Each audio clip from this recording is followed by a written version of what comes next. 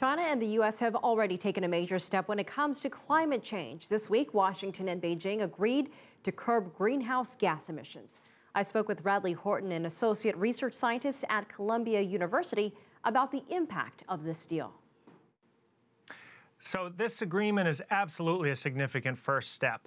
We're seeing the two largest emitters responsible for about 40% of global greenhouse gas emissions getting together, moving climate emissions really to a top-tier issue.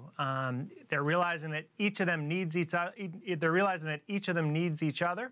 It's not enough for one of these countries to act. We need both of them to act to reduce emissions, and that can be a key first step to getting other countries to the table and agreeing to make the additional reductions in greenhouse gas emissions that are needed.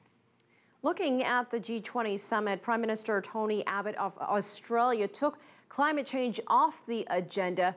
Is it good that President Xi and President Obama got things accomplished when they were in Beijing? I think it's critically important that the U.S. and China got things accomplished in Beijing. It sends a high-level signal that climate change is a critical issue going forward, that higher temperatures, higher sea level, more frequent extreme events are national security issues, human public health issues, and have big economic impacts long term.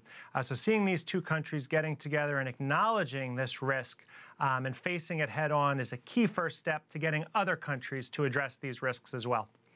Some people, though, have been a little bit skeptical of the news. There have been announcements for climate change reductions in the past, but sometimes the way they do the calculations makes it sound better than it actually is. What are your thoughts on that?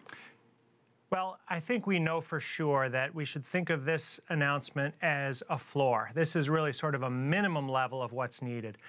Given how extreme the threat is, given how little additional fossil fuel the world can really afford to burn, we know that this agreement between the U.S. and China is not going to get us everywhere that we need to be. The rest of the world also accounts for about 60% of greenhouse gas emissions. So what these two countries are doing is a key first step, but really in the longer term, much more is going to be needed, something probably on the order of an 80% reduction possibly in greenhouse gas emissions by mid-century, if we're going to be able to stay under this target of 2 degrees Celsius of warming.